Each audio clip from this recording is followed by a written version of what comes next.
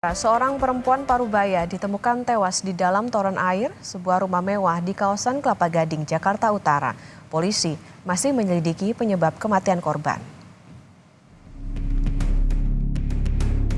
Polisi dan warga harus memotong toren untuk mengevakuasi jenazah perempuan yang merupakan asisten rumah tangga di rumah tersebut. Jenazah korban pertama kali ditemukan oleh sopir penghuni rumah. Setelah dievakuasi, jenazah perempuan ini dibawa ke Rumah Sakit Polri Kramat Jati untuk diotopsi.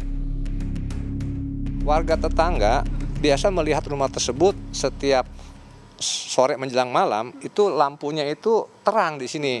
Nah, tapi khusus di hari Rebo ya, itu gelap. Berarti keadaannya seperti ini ya Pak? Iya, seperti ini gelap dan tidak ada, biasanya tuh suka Mbak itu kan masih kedengaran suara lah. Nah itu sama sekali tidak. Maka warga tetangga yang peduli itu ketika bertemu dengan supir yang memang datangnya tidak tiap hari ya, menanyakan. Berarti dari warga itu ada yang menanya ke yang pemilik rumah nggak Pak? Karena kenapa tiba-tiba gelap gitu Pak? Pemilik rumah kan tidak tinggal di sini. Nah, jadi bertanya kepada supir yang memang kalau datang itu tidak tiap hari ya. Karena tuan rumahnya itu sedang ada di luar, di luar negeri kalau nggak salah, di Penang ya, sedang berobat. Polisi langsung melakukan olah TKP dan memeriksa sejumlah saksi, mulai dari supir hingga koordinator keamanan kompleks. Dari hasil olah TKP, kondisi rumah dalam keadaan terkunci dari dalam dan tak ada tanda-tanda orang lain masuk rumah. Polisi menyebut saat kejadian korban seorang diri di rumah karena ditinggal majikannya ke luar negeri. Dari lokasi kejadian, polisi juga membawa sejumlah barang bukti berupa toren air dan ember hitam. Olah TKP kami bisa jelaskan sedikit. Untuk rumah tidak ada barang-barang yang hilang atau ada pintu yang rusak atau ada tanda-tanda orang yang masuk ke dalam rumah tersebut. Hari Rabu siang, tepatnya tanggal 23 itu masih komunikasi dengan supir. Jadi memang hasil chattingan chat yang ada di WA itu memang korban mengajak untuk membersihkan toren di rumah tersebut. Saat ini polisi masih menunggu hasil visum dari Rumah Sakit Polri Kramat Jati untuk mengetahui penyebab pasti kematian korban. Tim Liputan Kompas TV.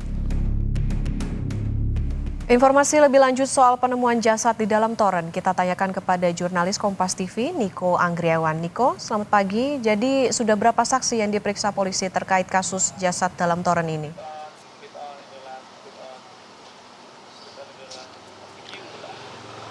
Ya, Okta dan juga saudara, sudah 4 orang saksi yang diperiksa oleh pihak kepolisian terkait dengan penemuan jenazah perempuan parubaya atau asisten rumah tangga yang ditemukan meninggal dunia dalam toren pada Kamis kemarin. Di antaranya adalah sopir, di mana tempat sopir tersebut bekerja ini di rumah tempat kejadian perkara, lalu kemudian ada security dan juga ada beberapa orang yang bekerja di tempat korban meninggal dunia.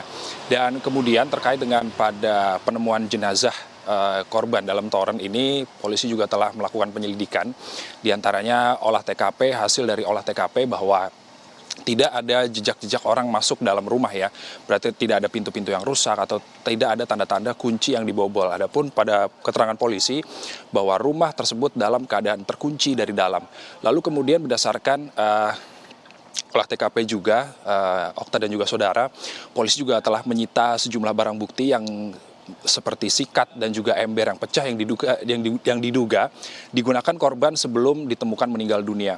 Adapun berdasarkan kronologis yang diterangkan oleh pihak kepolisian, ini awalnya korban yang berinisial N ini meminta sang sopir yang berinisial IR untuk membantu membersihkan toren pada hari Rabu siang. Lalu kemudian sang sopir ini menolak karena cuaca pada Rabu tanggal 23 Oktober 2024 ini terlampau panas dan sang sopir menyarankan agar pencucian toren ini dilakukan pada Kamis pagi agar tidak terlalu panas. Namun kemudian keesokan harinya pada Kamis pagi sang sopir ini mendatangi tempat kejadian perkara dan menemukan hal-hal yang tidak beres itu, tidak seperti biasanya seperti itu ya, seperti rumah gelap, lalu tidak ada interaksi atau respons saat memanggil nama-nama korban dari luar gitu ya. Lalu kemudian sang sopir ini masuk lewat pintu samping dan kemudian langsung mencari korban. Dan kemudian korban ditemukan meninggal dunia di lantai 3 atau di dalam toren yang saat itu yang berencananya pada Kamis pagi ini akan dibersihkan. Lalu kemudian pada saat ini korban juga telah dibawa ke Rumah Sakit Polri Kramat Jati untuk dilakukan proses otopsi untuk mengetahui penyebab pasti dari kematian korban. Okta. Diperiksa, kemudian penyelidikan masih berjalan. Lalu bagaimana dengan pemilik rumah, Niko? Apakah sudah kembali dari luar negeri dan diperiksa polisi?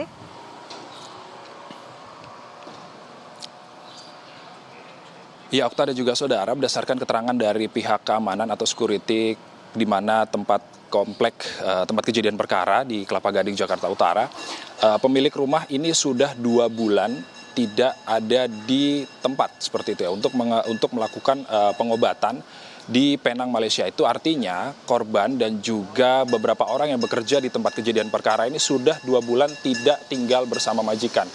Menarik untuk ditunggu hasil otopsi dari pihak kepolisian dan juga hasil penyelidikan dari pihak kepolisian terkait dengan apa dan kenapa sebab pasti dari meninggalnya korban yang perempuan paruh baya yang ditemukan meninggal dunia di dalam toren pada Kamis kemarin.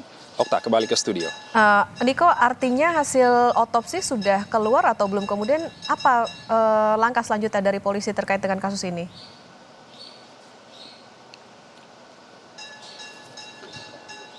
Untuk saat ini hasil otopsi juga belum ada rilis resmi dari pihak kepolisian. Tentunya dari hasil olah TKP yang melihat bahwa tidak ada tanda-tanda orang yang membobol masuk dan juga polisi juga masih menunggu hasil resmi dari pihak RS Polri Kramat Jati untuk mengetahui pasti dari penyebab korban. Intinya polisi juga telah mengetahui bahwa ada beberapa barang bukti yang dibawa saat olah TKP, lalu kemudian berdasarkan penuturan warga yang kami temui pada pagi hari ini bahwa kejadian ini bisa dibilang murni akibat kecelakaan saat membersihkan toren. Okta. Baik, terima kasih. Laporan Anda jurnalis Kompas TV, Niko Anggriawan. Selamat bertugas kembali.